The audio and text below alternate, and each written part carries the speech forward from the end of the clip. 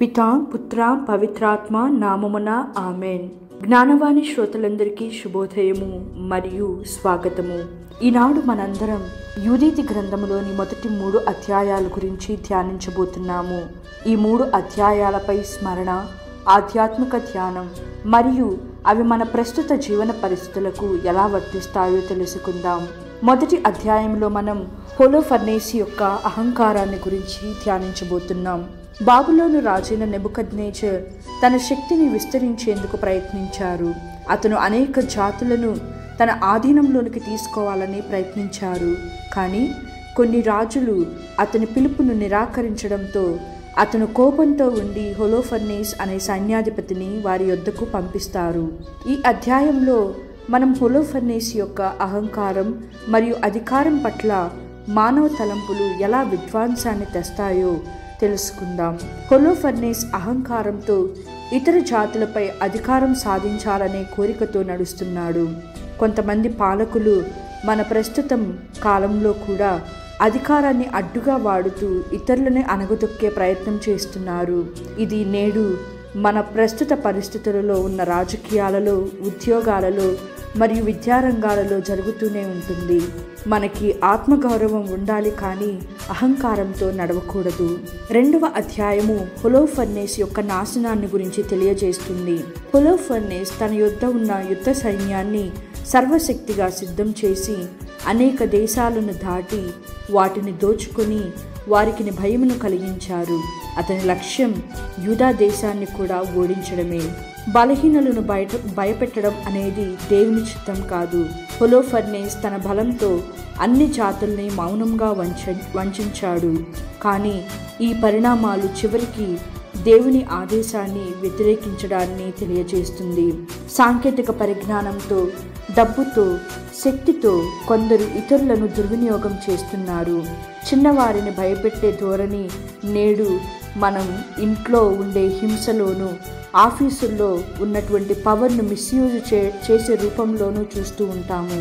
కానీ దేవుడు ఈ ధోరణిని వ్యతిరేకిస్తున్నారు. మనం న్యాయాన్ని అనుసరించాలి, ఇతరులపై కనికరాన్ని చూపాలి. 3వ అధ్యాయంలో జాతులు హోలోఫర్నేస్కు లొంగుట గురించి ధ్యానిస్తున్నాము. హోలోఫర్నేస్ శక్తికి భయపడి అనేక మంది రాజులు, ప్రజలు అతనికి లొంగిపోయారు. వారు స్వచ్ఛందంగా ఊరూరు వెళ్ళి విన్నవించుకొని బహుమతులు ఇచ్చారు.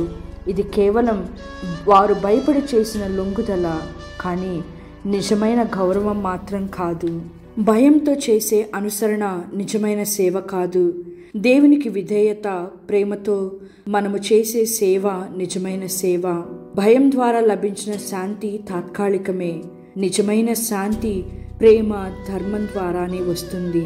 ప్రస్తుత సమాజంలో కొందరు భయంతో పనులు చేస్తున్నారు. యజమానులకు భయపడి భయంతో పనులు చేయడము, అధికారులకు ఎదురు చెప్తే ఎటువంటి సమస్యలు ఎదురవుతాయో అని భయపడి వాటిని పరిష్కరించుకునే ధైర్యము, శక్తి లేక భయంతో తమ యొక్క ఉద్యోగాలను కొనసాగిస్తూ ఉన్నారు.